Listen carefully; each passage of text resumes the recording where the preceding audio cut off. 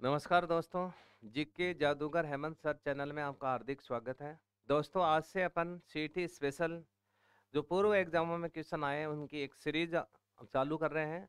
और जो भी वीडियो आपके पास आ रहे हैं तो उनको आप सब लाइक करें, सब्सक्राइब करें। और जो आगे सीरीज आएंगी तो इस चैनल की जो एप्लीकेशन है उसको आप डाउनलोड करें।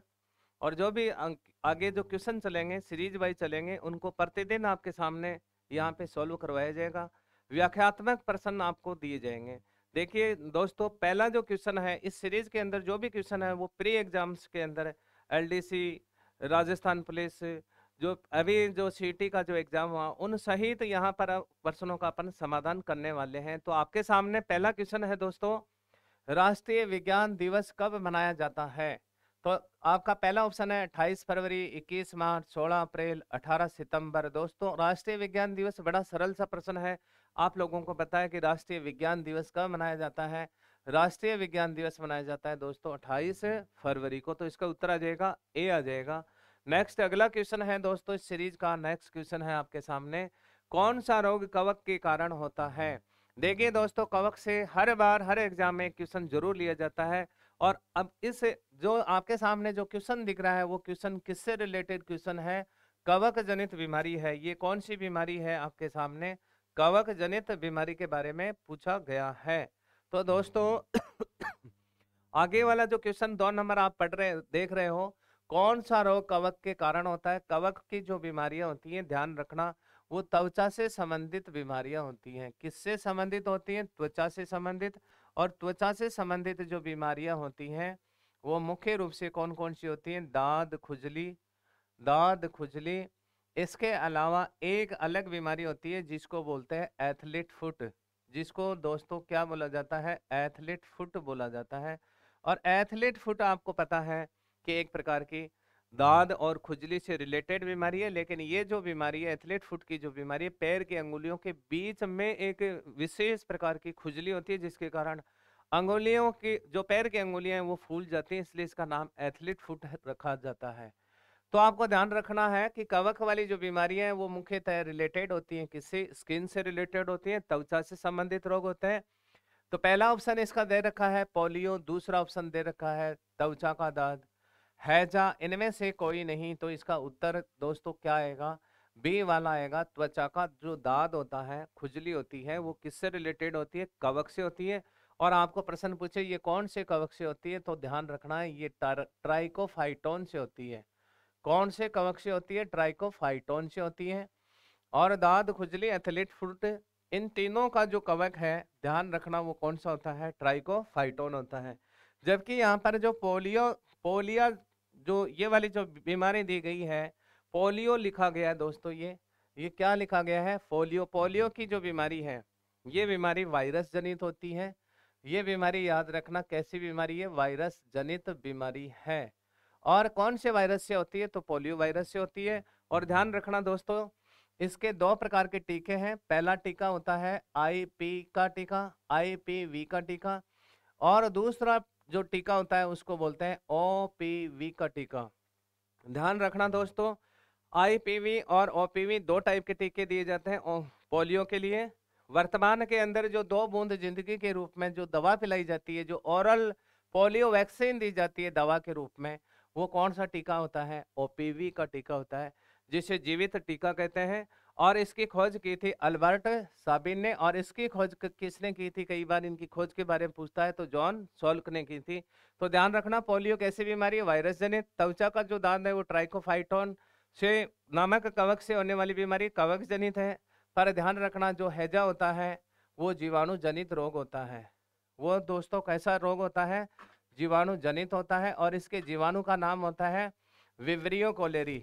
इसके जीवाणु का नाम जब पूछा जाए तो जीवाणु का नाम होता है विब्रियो कोलेरी। अभी जो सीटी की जो एग्जाम हुई थी उसके अंदर इस वायरस के आकार के बारे में पूछा गया था। तो इस वायरस का जो आकार होता है वो कोमा जैसा होता है। वो कैसा होता है? कोमा के आकार का होता है। तो हैजा एक जीवाणु जनित बीमारी है। और जीवाणु का नाम होता है विब्रियो कोलेरी। इसके जीवाणु का आकार पूछे तो आप बताएंगे कोमा के आकार का होता है। तो दोस्तों इसका उत्तर आएगा बी आएगा। नेक्स्ट क्वेश्चन पे चलते हैं। देखिए दोस्तों, नेक्स्ट क्वेश्चन है, आयोडीन की कमी से हुआ गलगंड रोग किस ग्रंथि में वृद्धि करता है। आपको पूछा गया कि गलगंड रोग किस ग्रंथि से संबंधित है। आयोडीन की कमी से, पहले तो ध्यान रखना आपको, आयोडीन की कमी से कौन सा रोग होता है, गलगंड रोग होता है। और ये जो गलगंड रोग होता है दोस्तों, ये किससे संबंधित होता है, थायराइड ग्रंथि से संबंधित रोग होता है। आयोडीन की कमी से थायराइड जो ग्रंथि होती है उसका आकार बढ़ जाता है, गले में एक विशेष सूजन आती है, और उसी रोग को अपन कौन सा रोग कहते हैं, गलगंड रोग कहते हैं। और ध्यान रखना, पुरुष को प्रतिदिन 0.15 मिलीग्राम आयोडीन की आवश्यकता पड़ती है, और एक महिला को प्रतिदिन 0.10 मिलीग्राम आयोडीन की आवश्यकता पड़ती है। और आयोडीन की मात्रा में जब कमी आएगी तो कौन सी ग्रंथि प्रभावित होती है, थायराइड ग्रंथि प्रभावित होती है, और इसकी वजह से गलगंड या घेंगा रोग होता है। तो इसका उत्तर क्या आएगा, इसका उत्तर आएगा सी, थायराइड। तो नेक्स्ट क्वेश्चन है, चौथा क्वेश्चन है दोस्तों आपके सामने, हार्मोन के संबंध में कौन सा कथन सही है। हार्मोन से संबंधित कौन सा कथन सही है, यह एक विशेष कार्बनिक यौगिक है। बिल्कुल सही है दोस्तों, जो हार्मोन होता है वो एक विशेष प्रकार का क्या होता है, कार्बनिक यौगिक होता है, जो लघु मात्रा में वृद्धि एवं उपापचयी क्रियाओं को प्रभावित व नियंत्रित करता है। नेक्स्ट बी ऑप्शन आपके सामने है, इन्हें वृद्धि नियंत्रक पदार्थ बी कहते हैं। बिल्कुल ठीक है। इनका प्रभाव विभिन्न अंगों पर भी पड़ता है। बिल्कुल, ये भी ठीक है। तो दोस्तों इसका उत्तर कौन सा आएगा, इसका उत्तर आएगा डी। इसके अलावा आपको ध्यान रखना है, हार्मोन केवल अंतःस्रावी ग्रंथियों से ही स्रावित होते हैं। हार्मोन केवल कौन सी ग्रंथियों से निकलते हैं, अंतःस्रावी ग्रंथियों से निकलते हैं। और हार्मोन शब्द का जो सबसे पहले, हार्मोन शब्द का प्रयोग सबसे पहले किसने किया था, तो आप ध्यान रखेंगे, हार्मोन शब्द का प्रयोग सबसे पहले स्टीवेंसन ने किया था। किसने किया था दोस्तों, स्टीवेंसन ने किया था। और हार्मोन केवल कौन सी ग्रंथियों से स्रावित किए जाते हैं, अंतःस्रावी ग्रंथियों से स्रावित किए जाते हैं। नेक्स्ट अगला क्वेश्चन आपके सामने, पुष्प के जनन चक्र हैं, पुष्प के जनन के चक्र हैं। पहला ऑप्शन है पुमंग एवं जायंग, बाह्य दलपुंज एवं दलपुंज, दलपुंज एवं पुमंग, बाह्य दलपुंज एवं जायंग। तो दोस्तों पुष्प के जो जनन चक्र हैं वो दो टाइप के होते हैं, पुमंग और दूसरा क्या होता है, जायंग होता है। पुमंग जो होता है वो नर जनन जनन जनन अंग होता है, और जो जायंग होता है वो मादा जनन अंग कहलाता है। ये दोनों ही किससे रिलेटेड है, जनन से रिलेटेड है, और दोनों ही पुष्प के अंदर एक साथ पाए जाते हैं। तो दोस्तों इसका उत्तर आ जाएगा ए, आंसर आएगा। नेक्स्ट अगले क्वेश्चन पे चलते हैं। नेक्स्ट अगला क्वेश्चन है, वर्गीकरण की आधारित इकाई है, वर्गीकरण की आधारित इकाई है। तो ध्यान रखना है, वर्गीकरण की आधारित जो इकाई है कई बार आती है। तो वर्गीकरण के आधार की इकाई किसे मानी गई थी, स्पीसीज को मानी गई थी, स्पीसीज को मानी गई थी। जाति को वर्गीकरण का क्या माना गया है, आधार माना गया है। तो इसका उत्तर आ जाएगा दोस्तों सी उत्तर आएगा। नेक्स्ट अगले क्वेश्चन पे जाते हैं, नेक्स्ट अगले क्वेश्चन पे चलते हैं, किसी कोशिका का कौन सा कोशिकांग अपशिष्ट निपटान में मदद करता है।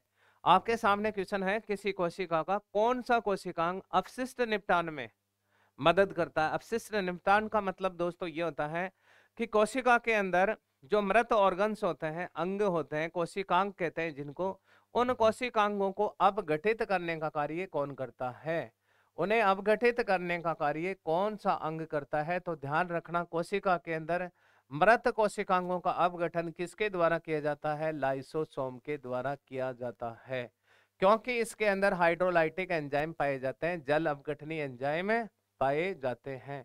तो इसलिए ध्यान रखना, जल अपघटनी एंजाइम किसमें पाए जाते हैं दोस्तों, लाइसोसोम में पाए जाते हैं। और ये लाइसोसोम ही कोशिका के मृत कोशिकांगों का क्या करता है, अपघटन करता है। तो आपको यही बात पूछी गई है, तो इसका उत्तर क्या आएगा दोस्तों, लाइसोसोम आएगा। माइटोकॉन्ड्रिया को ध्यान रखना, कोशिका का पावर हाउस कहते हैं, कोशिका का क्या कहते हैं दोस्तों, पावर हाउस कहते हैं, ऊर्जा बनाने का काम करता है। अंतःप्रदेपी जालिका को कोशिका का कंकाल कहा जाता है। कोशिका का कंकाल दोस्तों किसे कहते हैं, अंतःप्रदेपी जालिका को।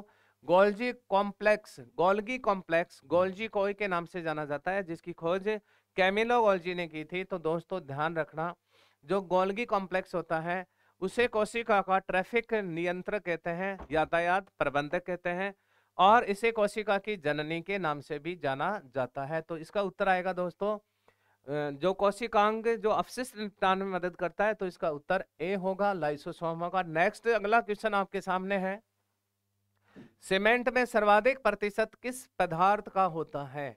सीमेंट के अंदर सर्वाधिक मात्रा में कौन सा पदार्थ सबसे ज्यादा रहता है? तो पहला ऑप्शन आपके सामने कैल्शियम ऑक्साइड, दूसरा ऑप्शन है आपके सामने सिलिका, तीसरा ऑप्शन है एल्यूमिना, और चौथा ऑप्शन आपके सामने है फेरिक ऑक्साइड। देखिए दोस्तों, जो सिलिकॉन ऑक्साइड होता है इसे आप बुझा हुआ चूना भी कहते हैं, जिसका जो फॉर्मूला होता है वो याद रखना CaOH2 होता है। जो सिलिका होती है उसको अपन लिखते हैं SiO2 के द्वारा। एल्यूमिना का जो सूत्र होता है वो Al2O3 होता है, और फेरिक ऑक्साइड को अपन लिखते हैं FeO के द्वारा। और आपको ध्यान रखना है सीमेंट के अंदर सबसे ज्यादा मात्रा में क्या रहता है? कैल्शियम ऑक्साइड की मात्रा सबसे ज्यादा रहती है, और दूसरे नंबर पर जिप्सम रहता है, तीसरे नंबर पर सिलिका रहती है, चौथे नंबर पर एल्यूमिना और कुछ ऑक्साइडों की मात्रा रहती है। तो इसका उत्तर आएगा कैल्शियम ऑक्साइड। नेक्स्ट क्वेश्चन पे चलते हैं। कणिकीय प्रदूषक है, मतलब ऐसा प्रदूषक जो कणों के द्वारा होता है, किसी पार्टिकल्स के द्वारा होने वाला जो प्रदूषण है वो कणिकीय प्रदूषण प्रदूषण कहलाता है।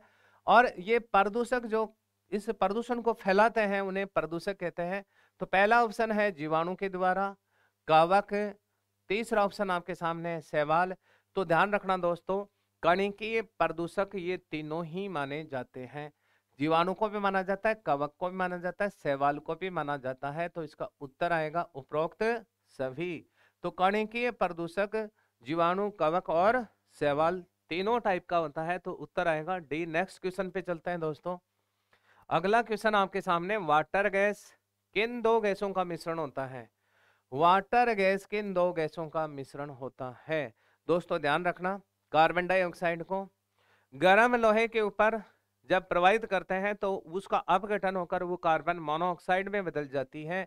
वो किस में बदल जाती है? कार्बन मोनोऑक्साइड में बदल जाती है, और जल के अपघटन से H2 विसर्जित होती है।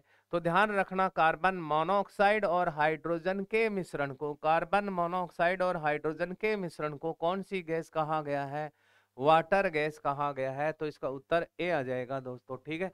नेक्स्ट अगला क्वेश्चन आपके सामने, नेक्स्ट क्वेश्चन है, कार्बन की लंबी श्रृंखला वाले यौगिक बनाने की प्रवृत्ति कहलाती है।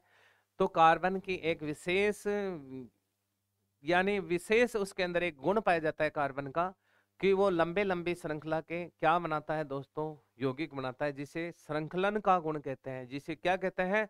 श्रृंखलन का गुण कहते हैं। और ये 3 प्रकार के यौगिक बनाता है। पहली श्रेणी के जो यौगिक होते हैं वो एल्केन श्रेणी में आते हैं, दूसरी श्रेणी के जो यौगिक होते हैं वो एल्केन श्रेणी में आते हैं, और जो तीसरी श्रेणी के यौगिक होते हैं वो एल्काइन श्रेणी में आते हैं। तो आपको ध्यान रखना है, कार्बन कितने टाइप के यौगिक बनाता है दोस्तों? 3 टाइप के यौगिक बनाता है। और जब कार्बन कार्बन से जुड़ता है तो वो एक लंबी लंबी क्या बनाता है? श्रृंखला बनाता है। इस गुण को अपन श्रृंखलन का गुण कहते हैं। तो आपके सामने प्रश्न है कि कार्बन लंबी श्रृंखला वाले यौगिक बनाता है, तो इस प्रवृत्ति को अपन क्या बोलेंगे? श्रृंखलन की प्रवृत्ति कहेंगे। तो इसका उत्तर ए आएगा। बहुलीकरण का मतलब दोस्तों आप जानते हो, एकलक इकाइयां आपस में जुड़ती हैं, बहुत सारी एकलक इकाइयां आपस में जुड़ती हैं, तो वो किसका निर्माण कर देती हैं? वो बहुलक का निर्माण करती हैं। तो बहुलीकरण की क्रिया तो बहुलक बनाने की एक प्रोसेस है। समावयीकरण अपने जैसे समावयी बनाना समावयीकरण कहलाता है। चतुर संयोजकता, 4 संयोजकता कार्बन की प्रवृत्ति होती है। तो आपका उत्तर है श्रृंखलन, तो इसका उत्तर आएगा ए। नेक्स्ट क्वेश्चन पे चलते हैं। देखिए दोस्तों, नेक्स्ट क्वेश्चन है आपके सामने, एक क्रिस्टलीय पदार्थ की शुद्धता का निर्धारण किया जाता है। प्रश्न में दिया गया है कौन से पदार्थ की शुद्धता की बात की जा रही है? क्रिस्टलीय पदार्थ की।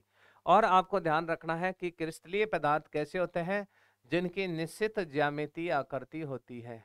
जिनकी दोस्तों क्या होती है? निश्चित ज्यामितीय आकृति होती है, तो उनको अपन कहते हैं क्रिस्टलीय पदार्थ।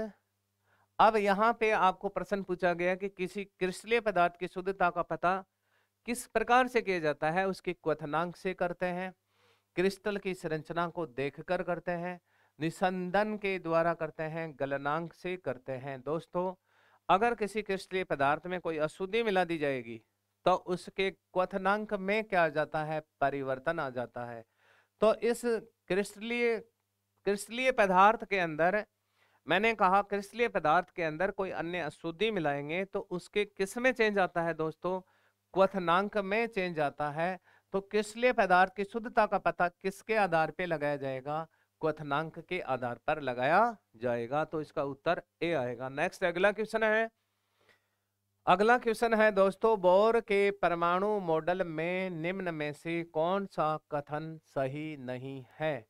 देखिए, परमाणु से संबंधित दोस्तों सर्वमान्य जो मॉडल था वो बोर मॉडल था, और बोर ने परमाणु के बारे में बहुत सारी बातें कही थी। तो आपके सामने प्रश्न है कि कौन सी बात बोर के मॉडल से रिलेटेड नहीं है? तो पहला ऑप्शन आपके सामने है, नाभिक परमाणु के केंद्र में स्थित है। तो बिल्कुल ये बात किसकी बात है बताइए? बोर के मॉडल की बात है। बोर ने कहा कि परमाणु का जो मध्य भाग होता है उसको नाभिक कहते हैं। पर दोस्तों ध्यान रखना, नाभिक की खोज किसने की थी? रदरफोर्ड ने की थी। पर बताने का काम रदरफोर्ड ने भी किया था, और ये बात बोर ने भी अपने मॉडल में शामिल की थी। नेक्स्ट अगली बात देखना दोस्तों, इलेक्ट्रॉन नाभिक में, यहां पे इस वर्ड को देखना, इलेक्ट्रॉन नाभिक में परिक्रमा लगाते हैं। नेक्स्ट तीसरे ऑप्शन पे जाते हैं, कक्षाओं को के एल एम एन से निरूपित किया जाता है। नाभिक प्रोटॉन और न्यूट्रॉन से मिलकर बना होता है। दोस्तों, जो परमाणु होता है, परमाणु की जो स्ट्रक्चर होती है वो इस प्रकार से होती है। परमाणु का जो मध्य भाग होता है उसको नाभिक कहते हैं। और ध्यान रखना, नाभिक की खोज रदरफोर्ड ने की थी। नाभिक के अंदर प्रोटॉन और न्यूट्रॉन रहते हैं। इसके बाहर कक्षाएं पाई जाती है जिन्हें क्रम से अपन कहते हैं के एल एम और एन के नाम से जाना जाता है। और इन कक्षाओं का नामांकन किसने किया था? बोर ने किया था। पर यहाँ पर जो बी ऑप्शन है वो आपको कह रहा है कि इलेक्ट्रॉन नाभिक में परिक्रमा लगाते हैं। तो ध्यान रखना, प्रोटॉन और न्यूट्रॉन कहाँ रहते हैं? नाभिक में। लेकिन जो कक्षाएं होती हैं, इन कक्षाओं के अंदर कौन चक्कर लगाते हैं दोस्तों? इलेक्ट्रॉन चक्कर लगाते हैं। तो इलेक्ट्रॉन कक्षाओं में चक्कर लगाते हैं, नाभिक के चारों ओर लगाते हैं। पर नाभिक में चक्कर नहीं लगाते हैं, वो नाभिक के चारों ओर चक्कर लगाते हैं। तो इसका उत्तर ये आएगा, ऑप्शन बी आएगा। कौन सा तथ्य सही नहीं है? तो ये वाला तथ्य यहाँ पर क्या है? गलत है। नेक्स्ट क्वेश्चन पे चलते हैं दोस्तों, किसी तत्व की परमाणु संख्या किससे संदर्भित की जाती है? प्रश्न आपसे पूछा गया है कि किसी तत्व की परमाणु संख्या किससे निरूपित की जाती है? देखिए दोस्तों, परमाणु जो संख्या होती है उसे आप परमाणु क्रमांक भी कह सकते हैं, उसे आप क्या कह सकते हैं? परमाणु क्रमांक भी कह सकते हैं। और जितना परमाणु क्रमांक होता है उतने ही उस परमाणु में दोस्तों क्या होते हैं? इलेक्ट्रॉन होते हैं। और एक उदासीन परमाणु में जितने इलेक्ट्रॉन होते हैं उतने ही उसमें क्या होते हैं? प्रोटॉन होते हैं। तो आपको एक परमाणु के बारे में ध्यान रखना है कि एक परमाणु का जितना क्रमांक होता है उतने ही उसमें इलेक्ट्रॉन होते हैं, और उतने ही उसमें क्या होते हैं? प्रोटॉन होते हैं। और उसी को अपन क्या बोलते हैं? परमाणु संख्या कहते हैं। तो इसका ऑप्शन है, पहला ऑप्शन है प्रोटॉन की संख्या, न्यूट्रॉन की संख्या, प्रोटॉन और न्यूट्रॉन की संख्या, एक अणु में परमाणुओं की संख्या। तो परमाणु संख्या मैंने बताया कि किस किस के बराबर होगी? परमाणु क्रमांक, इलेक्ट्रॉन के या फिर प्रोटॉन के। तो इसका उत्तर आएगा दोस्तों कौन सा? ए आएगा। नेक्स्ट क्वेश्चन पे चलते हैं। अगला क्वेश्चन है, धातु होते हुए भी कौन सा तत्व विद्युत का कुचालक होता है? धातु होते हुए भी कौन सा तत्व विद्युत का क्या होता है? कुचालक होता है। ध्यान रखना दोस्तों, देखिए जो शीशा होता है और जो पारा होता है, कई बार परीक्षाओं में पूछा जा चुका है कि ये कौन सी अवस्था में पाए जाते हैं। तो आपको पता है कि पारा कौन सी अवस्था में पाया जाता है? तरल अवस्था में पाया जाता है। लेकिन ध्यान रखना, शीशा और पारा दोनों की बात की जाए तो ये शीशा और पारा दोनों ही विद्युत के क्या होते हैं दोस्तों? कुचालक होते हैं। दोनों ही विद्युत और उष्मा के क्या होते हैं? कुचालक होते हैं। लेकिन पारा कैसी अवस्था में पाया जाता है? तरल अवस्था में। जबकि धातुओं की जो सामान्य अवस्थाएं होती हैं वो ठोस अवस्था होती है।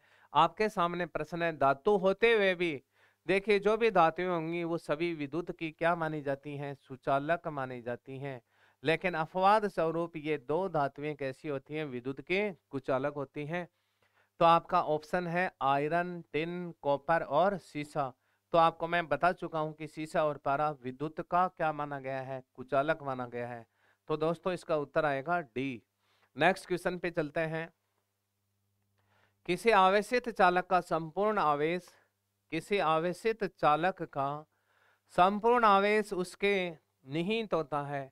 देखिए स्थिर विद्युतिकी के अंदर बताया गया है, यदि किसी आवेश को, यदि किसी आवेशित चालक को देखा जाए तो उसका संपूर्ण आवेश कहाँ निहित रहता है, कहाँ जाकर वो स्थिर रहता है। तो किसी आवेशित चालक का कंप्लीट जो आवेश होता है उसके बाहर की जो सतह होती है वहां जाकर वो आवेश स्थिर हो जाता है। तो आपका ऑप्शन है यहाँ पे आंतरिक पृष्ठ पर रहता है। दोस्तों आंतरिक पृष्ठ पे नहीं रहता है।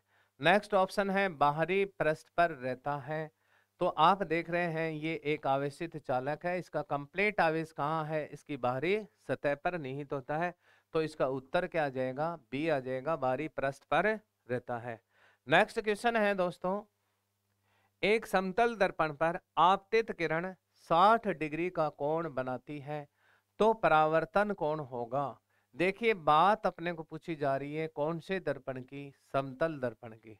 दोस्तों जो दर्पण है वो तीन टाइप के होते हैं। पहला जो दर्पण होता है वो समतल दर्पण होता है, और आपको ध्यान रखना है समतल दर्पण के सभी प्रतिबिंब कैसे होते हैं, पार्श्व प्रतिबिंब होते हैं। कैसे होते हैं, पार्श्व प्रतिबिंब होते हैं। दूसरा जो दर्पण होता है वो उत्तल दर्पण होता है, दूसरा जो दर्पण होता है वो उत्तल दर्पण होता है, और इसके सभी प्रतिबिंब आभासी होते हैं, और जो आभासी प्रतिबिंब होते हैं दोस्तों वो सीधे होते हैं। और जो तीसरा जो दर्पण होता है उसे अपन अवतल दर्पण कहते हैं। कौन सा दर्पण कहते हैं, अवतल दर्पण, और इसके प्रतिबिंब वास्तविक और उल्टे होते हैं। इसके सभी प्रतिबिंब कैसे होते हैं, वास्तविक और उल्टे होते हैं। और आपको ध्यान रखना है समतल दर्पण के ऊपर यदि कोई प्रकाश की किरण आपतित होती है तो आने वाली किरण को दोस्तों कौन सी किरण कहते हैं, आपतित किरण कहते हैं। लेकिन ये इस दर्पण से टकराकर, इस समतल दर्पण से टकराकर जब परावर्तित होती है तो आपतित किरण के बीच जो कोण रहता है वही कोण किसके बीच रहता है, परावर्तित किरण के बीच रहता है। तो आपके सामने प्रश्न में दिया गया आपतित किरण का कोण कितना डिग्री दिया गया है, 60 डिग्री। और आपसे प्रश्न पूछा गया है कि परावर्तन कोण का मान क्या होगा। अगर दोस्तों ये कोण 60 डिग्री है तो इस कोण का मान भी कितना माना जाएगा, 60 डिग्री माना जाएगा। तो इसका उत्तर आ जाएगा बी, ऑप्शन बी सही होगा। यहाँ पे 60 डिग्री होगा परावर्तन कोण का मान। नेक्स्ट क्वेश्चन है आपके सामने, मनुष्य शरीर का सामान्य तापक्रम होता है, मनुष्य के शरीर का सामान्य तापक्रम होता है, ध्यान रखना, डिग्री सेल्सियस में होता है 37 डिग्री सेल्सियस लगभग। अगर फ़ारेनहाइट में बात की जाए तो 98 डिग्री फ़ारेनहाइट होता है, जो आपका ऑप्शन सी सही है। तो यहाँ पे 98 डिग्री सेल्सियस दिया गया, तो डिग्री सेल्सियस में तो दोस्तों कितना माना जाएगा, लगभग 37 डिग्री सेल्सियस। लेकिन फ़ारेनहाइट में बात की जाएगी तो वो कितना माना जाएगा, 98 डिग्री फ़ारेनहाइट माना जाएगा। तो इसका उत्तर सी होगा। और ध्यान रखना मानव शरीर की तापक्रम नियत रखने वाली ग्रंथि कौन सी है, तो आपको ध्यान रखना है हाइपोथैलेमस को, हाइपोथैलेमस को मानव की ताप नियंत्रक ग्रंथि भी कहते हैं। और टेम्परेचर की बात की जाए तो सामान्य टेम्परेचर मानव का 37 डिग्री सेल्सियस, और फ़ारेनहाइट में पूछे तो 98 डिग्री फ़ारेनहाइट होता है। नेक्स्ट क्वेश्चन है दोस्तों आपके सामने, निम्न में से कौन सी ध्वनि के वेग पर प्रभाव नहीं डालता। दोस्तों किसके वेग की बात की जा रही है, ध्वनि के वेग की बात की जा रही है कि ध्वनि के वेग पर किसका प्रभाव नहीं पड़ता है। देखिए ध्वनि की चाल सबसे पहले तो ध्यान रखना है, ध्वनि की चाल सबसे ज्यादा किस में मानी गई है, ठोस में मानी गई है।